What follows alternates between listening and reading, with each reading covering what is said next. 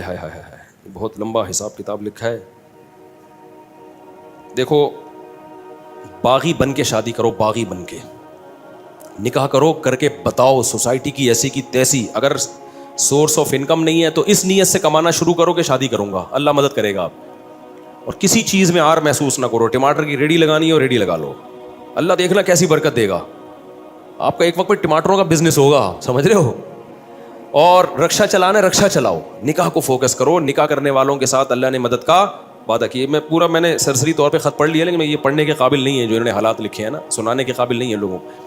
تو اس لیے آپ نکاح کو فوکس کرو، اللہ کی مدد انشاءاللہ آپ کے ساتھ ہوگی. ماں باپ سے پوچھ کے جو شادی کرتا ہے بہت بڑا بے وقوف ہے، اس کو بے وقوفی کا ایوارڈ ملنا چاہیے. میں آپ کے سامنے ماں باپ کے کتنے حقوق بیان کرتا ہوں کہ نہیں کرتا. مجھے نہیں یاد پڑتا کبھی مجھے والدین کا تذکرہ اور میں نے اپنے رونے کو ضبط نہ کیا ہو. یہ رشتہ ایسا ہے نا ماں باپ کا، انسان نہیں آنکھوں پہ ضبط کر سکتا. شادی میں نے اپنے ابا اماں کو بلیف نہیں کرائی، سمجھ رہے ہو. ہم نے شادی کی، ہماری اماں تھوڑی خوش تھی دوسری شادی پہ کہ بیٹا ماشاء اللہ ماشاء اللہ. کون خوش ہوتا ہے؟ رشتہ ہی نہیں مل رہا تھا. جہاں جاتے لڑکی والے کہتے اماں کو تو لے کر آؤ، ہم کہتے اماں ہی تو سب سے بڑی رکاوٹ ہے. تو ہم نے اپنی اماں کے ٹوٹی پھوٹی کوشش کی قدموں میں جنت تلاش کریں. میں نہیں کہہ رہا ہم نے بہت کوئی خدمت کی ہے، تو ٹوٹی پھوٹی کوشش کی کہ ہم اماں ہم سے راضی ہی جائیں. الحمدللہ راضی ہی گئی ہیں دنیا سے، لیکن بھائی اللہ پہلے ہے. تو اللہ میاں نے کہا ہے کہ جو ہے نا یہ ماں باپ تمہیں آخرت میں عذاب سے نہیں بچا. نکاح ہم اللہ کا حکم سمجھ کے کرتے ہیں، امی کے کہنے پہ بولو نہیں کرتے، کلچر کے کہنے پہ تھوڑی کرتے ہیں. تو شادی ایسی کی تیسی میں نے کر لی. اماں بہت غصے ہوتی تھی، میں اماں کے پاؤں پکڑنے جاتا تھا، وہ رشتہ ہی نہیں دے رہا تھا نا کوئی. مسئلہ یہ تھا کریں کیسے، خالی نظریے لے کے گھوم رہا تھا میں. ٹھیک ہے، لوگ سن کے کان پک گئے تھے، یار مفتی صاحب دوسری شادی ہر وقت تو کر لو نا. ابے میں نے کہا وہ رشتہ ہی نہیں دے رہا تو کہاں سے کریں. کیوں نہیں دے رہا بھائی؟ کہیں طلاق یافتہ بیوہ کہیں بات چلاؤ، بولتے اپنی اماں کو تو بھیجو. اماں جانے کے لیے ایگری نہیں ہے، اب بیوی کو تھوڑی لے کے جائیں گے دوسری شادی کے لیے، وہ تو ویسے ہی ایگری نہیں ہوتی.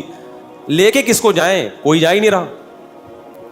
تو بہرحال پھر میرے بڑے بھائی کو ہم نے غیرت ویرت دلائی تھوڑی سی. بڑے بھائی کو نا، ان کو اس وقت تو تھوڑی سی غیرت آئی. جب شادی کے بعد مسائل آئے ہیں نا، تو وہی انہوں نے بھی میرے اوپر نزلہ گرایا، یار اس نے مروایا، مجھے بھی اس نے مروا دیا. ان کو نہیں پتا تھا اتنا سخت ریئیکشن ہوگا کہ میں بھی پھنسوں گا اس میں. تو اور این میرے دو بھائی آخر میں ایگری ہو گئے تھے، چلو ٹھیک ہے کر لے یار. ایک بھائی نے بات کی جو میری اہلیہ ہے نا ان کے والدین سے، ہاں چلے ٹھیک ہے اب کرے گا. تو یہ ان کو یہ ڈر تھا کہ یار اگر میں انوالو نہیں ہو تو پتہ نہیں کہاں کر لے جا کے، یہ کوئی آڑا ترشا کوئی خاندان میں کوئی ایسی چیز نہ ہو. وہ راضی نہیں تھے وہ بھی، لیکن وہ اس لیے ہو گئے کہ یار یہ ڈھیٹ آدمی ہے، یہ کر کے چھوڑے گا. تو اب اگر ہم انوالو نہیں ہوئے تو پتہ نہیں کوئی اٹھا کے آڑے ترشا ہمارے خاندان میں بدنما کوئی دھبا نہ لگ جائے نا، کوئی منہ دکھانے کے قابل نہ رہے خاندان میں. تو ابھی کم از کم کسی اچھی جگہ پیغام بھیجا ہوا ہے اس نے خاندانی لوگوں میں. تو اس لیے وہ نہ چاہتے ہوئے آ گئے، لیکن عین وقت پہ وہ بھی مکر گئے عین وقت پہ. اور پھر کیا ہوا، جو چھوٹے بھائی کو میں نے کہا تو آجا نکاح میں، کوئی تو ہو جس کو میں شادی میں بٹھاؤں. تو اس نے کہا میں آ رہا ہوں. عین وقت پہ وہ کم وقت بھی نہیں آیا. میرا بھائی ہے، میں تو کہہ سکتا ہوں نا چھوٹا ہے، کم وقت ہے نہیں، بڑا نیک آدمی ہے، لیکن میرا تو حق بنتا ہے نا. عین وقت پہ وہ بھی مکر گیا، نکاح نامہ لے کے گھوم رہا. لڑکی والے کہہ رہے ہیں کسی کو تو لے کر آؤ بھائی، ہم لوگ خاندانی لوگ ہیں، ایسے تھوڑی ہوتا ہے. الحمدللہ بڑے میرے سسرال بہت اچھے لوگ ہیں وہ. بھائی کسی کو تو لے کر آؤ بیٹا، ہم نے ایسے کبھی نہیں، ایسے وہ رخصتی ایسے نہیں ہوتی. تو میں کیا کس کو لے کر آؤں. 2-4 دوست میں نے ادھار پکڑے، کہیں سے ادھار پکڑے. ہر شخص ڈر رہا تھا کہ یار ہم بھی پٹیں گے بیٹا تیرے ساتھ. رشتے دار سارے کہ یار ہم پہ بھی بلی آئے گی. سب سے پہلے سوال ہوگا شادی میں گیا کون کون تھا. سب بھاگ گئے. تو 2-4 پھر رہ گئے تھے. ان کو اتنی بد دعائیں ملی ہیں نا بعد میں، اتنی. ان کے جب بھی اب تک کوئی مسئلہ ان کے ساتھ ہوتا ہے نا، کہتے ہیں دیکھا جو کرو گے وہ بھرو گے. اب تک ان کو اتانے دیے جاتے. تو اس موقع پر پھر ہماری اماں راضی نہیں تھیں. ہم نے کہا کوئی بات نہیں یار، اماں کی ویلیو ہے ہمارے دل میں، لیکن اللہ پہلے ہے بھائی. ہم نے کر لی. 15 دن کے بعد اماں کو پتہ چلا. میں جب اپنے گھر آیا تو مجھے گھر کی مستورات کے رونے دھونے کی ایسے آوازیں آ رہی تھی جیسے گھر میں کسی کا جنازہ ہو گیا ہو. میری والدہ بھی رو رہی ہیں، سب بہنیں بھی رو رہی ہیں. ہائے یہ اب شادی ہوئی ہے یار. چلو بیوی روئے سمجھ میں آتا ہے، اس پہ سوکن آئی ہے نا، سارے ہی رو رہے ہیں. پڑوسنوں کو پتہ چلا، ہائے ہائے ہائے ہائے ہائے اس مولوی نے ہائے ہائے کیا کر دیا.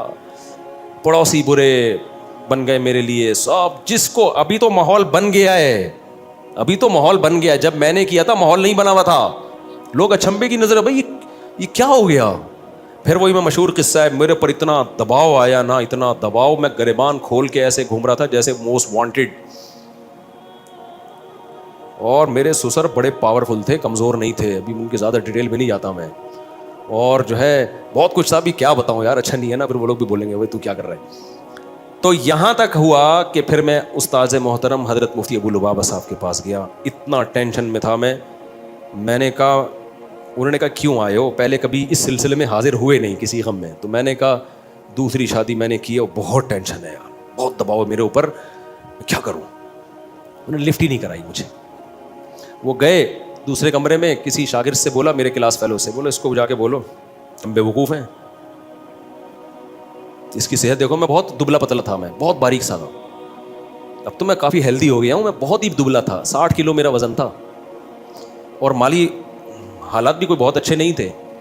انہوں نے کہا ہم پہ پاس پیسہ بھی زیادہ ہے, ہماری صحت بھی اچھی ہے, ہمیں سنتیں پوری کرنے کا خیال نہیں آ رہا. اس کو دیکھو. اور اب آیا روتا ہوا, رو نہیں رہا تھا, یعنی صورت میری رونے والی بنی ہوئی تھی. پھر مجھے کہنے لگے, اس شاگرد سے کہا, مجھے ڈائریکٹ کہا بھی نہیں, لفٹ نہیں کرائی گئی, کیونکہ یہ کیس ہی ایسا ہی نہیں ہے کہ اس میں کوئی کیس بنتا ہی نہیں ہے, یہ تو تم نے خود حماقت کی ہے. پھر کہنے لگے اس شاگرد سے کہ اس کو جا کے بولو, کچھ لوگ جو ہے شہد کے چھتے میں ہاتھ ڈال کے ڈائریکٹ شہد کھا رہے ہوتے ہیں, اور بولتے ہیں مکھیاں کاٹ کی ہو رہی ہیں, اور یہ شہد کے چھتے میں منہ دے کے شہد پی رہے اور بول رہے کہ مکھیاں کیوں کاٹ رہی ہیں. میں نے کہا اب ساری زندگی کے لیے گالیاں تمہارا مقدر ہے, ہم تو بالکل ہی منہ ہمارا اور چھوٹا سا ہو. تو اماں کے یہ حالات. پھر جب زیادہ غم آتے ہیں نا انسان پر, تو اس کو انجوائے کرنا شروع کر دیتا ہے. یا تو میں ڈپریشن میں چلا جاتا, سر جا کے پھوڑ دیتا اپنا, خودکشی کی طرف جاتا, یہی ہوتا نا, ہر طرف سے بے عزتی ہو رہی ہے. یا میرے پاس ایک راستہ یہ تھا, ایسی کی تیسی, بھاڑ میں جائے یار. پھر ہم نے یہ کیا, ہم نے کہا جاؤ. میں جب دلائل میں غور کرتا تو دلائل میں ہمارا پلڑا کیا تھا, بھاری تھا. پھر ہم نے گریبان جان کر کھولا. پہلے تو ٹینشن میں کھولا ہوا تھا نا, ہم نے کہا ہم شریف آدمی ہیں ہی نہیں. لوگ کہتے تھے نا تم مولوی ہو کے, شریف آدمی ہو کے, اللہ کا شکر ہے ہماری عزت تھی, عزت دار گھرانے سے ہو کے شریف آدمی ہو کے. میں نے کہا کس نے کہا میں شریف ہوں, میں تو بدماش آدمی ہوں. تو تم تو دھوکے باز ہو. ہم نے کہا ہم ہیں دھوکے باز. تو اتنے خطابات ملے نا, اس سے میرا حوصلہ ایسا بلند ہوا نا, میں نے کہا تیسری بھی کروں گا, کسی کے باپ میں روکنے کی طاقت ہے تو روک کے دکھائے, ایسی کی تیسی. پھر جو میں پھڈے باز بنا ہوں نا, میں نے کہا یار اب ہمارے بڑوں نے بتا دیا تھا بیٹا زندگی گئی ہے پھڈوں میں, میں نے کہا ابھی نہیں, پھڈوں کو انجوائے کرنا ہے, ٹھیک ہے نا.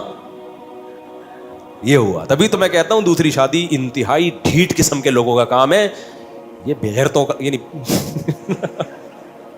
بہت ڈھیٹ قسم کے لوگوں کا کام ہے, سمجھ رہے ہو. اس میں بہت کچھ سننا پڑتا ہے, پھر برداشت کرو. پھر میرے اوپر دباؤ آیا, طلاق دو, اس کو دو یا اس کو دو, بہت دباؤ آیا میرے اوپر, دوسری کو چھوڑ دو. میں نے کہا میرے نا قتل کر دو, قتلے بنا کے بوری میں بند کر کے گدوں کو کھلا دو, طلاق نہیں دوں گا میں. آج بڑے بے غیرت ہوتے ہیں, بے غیرت لوگ. دوسری شادی کی, عورت سے فائدہ اٹھایا, اور تھوڑے دنوں میں اس کو طلاق دے دی کہ جی میری پہلی بیوی کا دباؤ بہت تھا, میں مجبور تھا. ابے تو بے شرم آدمی, جب تیرے میں دم نہیں تھا تو نے کیا کیوں ہے؟ یہ بہت کیسز آ چکے ہیں.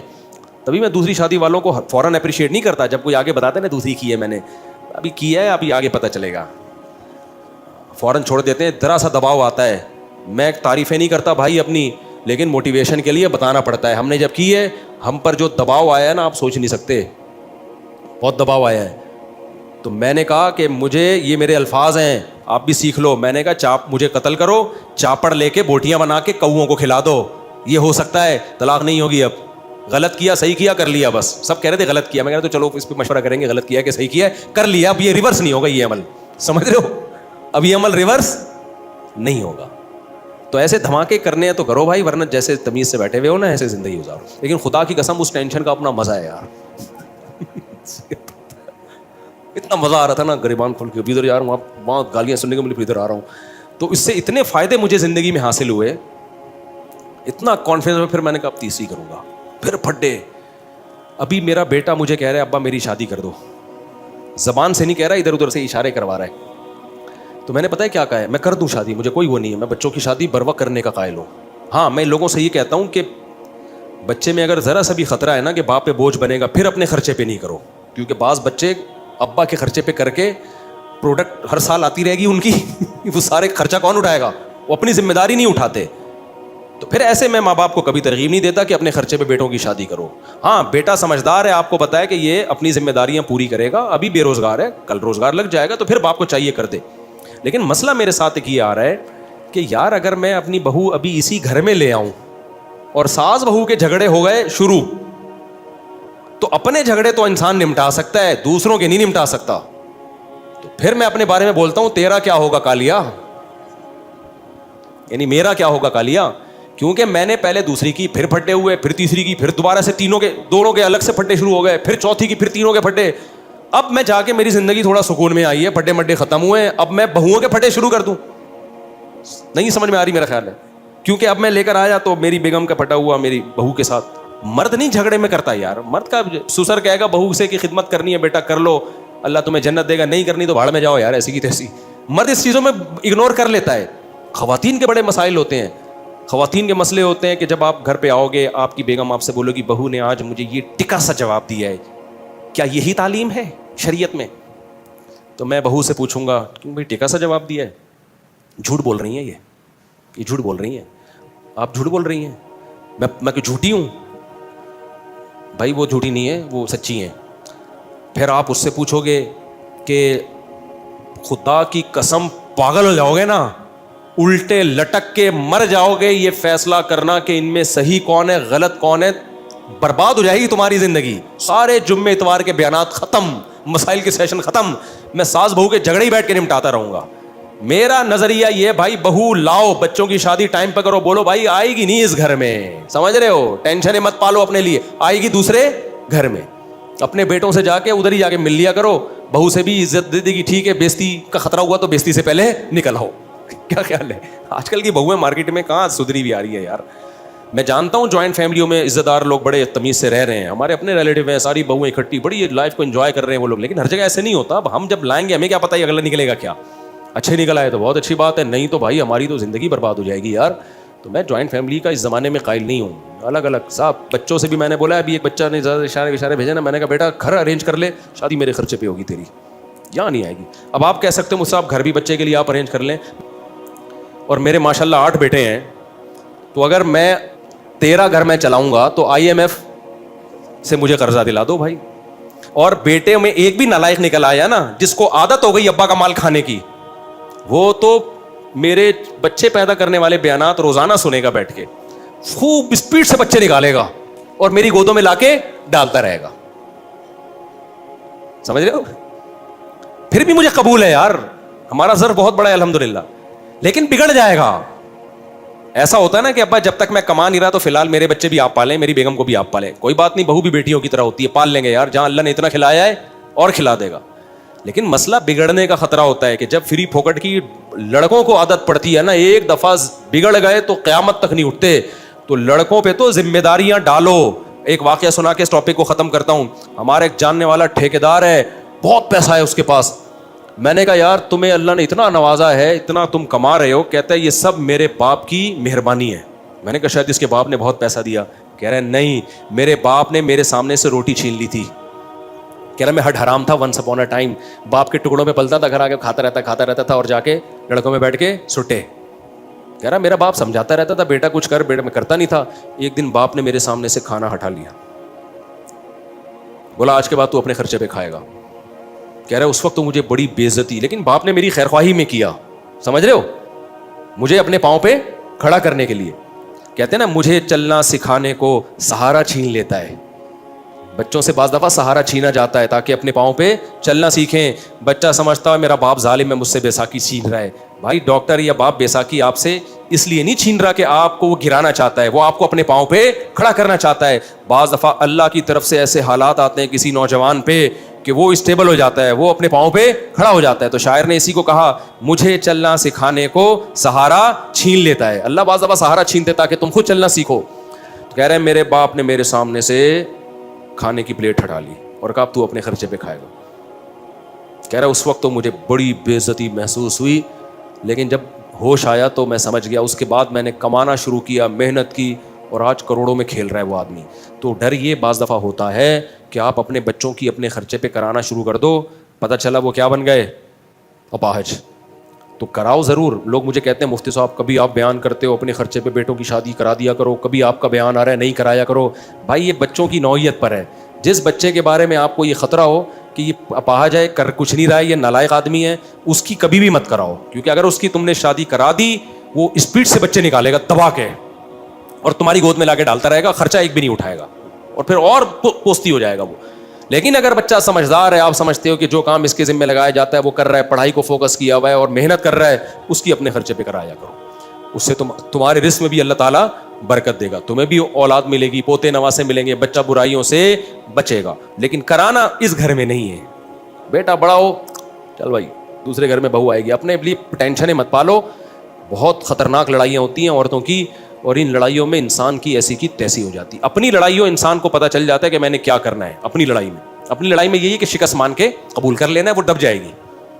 بھائی آپ کا بیوی سے پھڈا ہو گیا, دلائل کی دنیا میں گئے, بیگم کی سمجھ میں نہیں آیا, آخر میں آپ بولو میری غلطی آئندہ نہیں ہوگا, ختم ہو گیا پھڈا. کیا خیال ہے؟ بہو کو یہ سمجھانا نا کہ تم بول تمہاری غلطی ہے, یہ نہیں. اور اس میں بعض دفعہ ساس ظالم ہوتی ہے, وہ اور جری ہو جاتی ہے. تو اپنی غلطی میں تو یہی ہے کہ آپ سوری کر لو گے یا جھک جاؤ گے, بولو گے ٹھیک ہے جی, مٹی پاؤ گے. تو لیکن خواتین کے میں ایسا نہیں ہوتا. وہ کہتی ہیں جس کی غلطی ہے اس کو سزا ملنی چاہیے. اور کون غلطی مانتا ہے اس زمانے میں؟ وہ ایک آدمی کی شادی ہوئی, 100 سال ہو گئے, بڑا ہینڈسم اسمارٹ نکلا نا وہ. لوگوں نے پوچھا یار تم 100 سال میں بھی اتنے ہینڈسم, اور تمہاری بھابھی بھی, ہماری بھابھی بھی ماشاء اللہ بڑی ہینڈسم ہے, یہ ہوا کیا ہے؟ کہتے ہیں دیکھو میری جب شادی ہوئی تھی تو میرا بیوی سے ایگریمنٹ ہوا کہ جب بھی غلطی ہوگی نا تو جس کی غلطی ہوگی وہ سوری کرے گا, اور سوری بھی کرے گا, اور 500 قدم بھی, 500 نہیں یعنی 10 کلومیٹر بھی پیدل چلے گا وہ. تو کہہ رہے جب بھی ہماری لڑائی ہوتی ہے سوری بھی میں ہی کرتا ہوں, 15 کلومیٹر پیدل بھی میں چلتا ہوں. اس چکر میں واکنگ کر کر کے میں دبلا رہا ہوں, اور میں 100 سال کا ہو گیا. تو اس نے کہا چلو جب بھی غلطی ہوتی ہے تو ہی مانتا ہے, اور 15 کلومیٹر بھی تو ہی چلتا ہے, تو بھابھی کیوں اتنی اسمارٹ ہے؟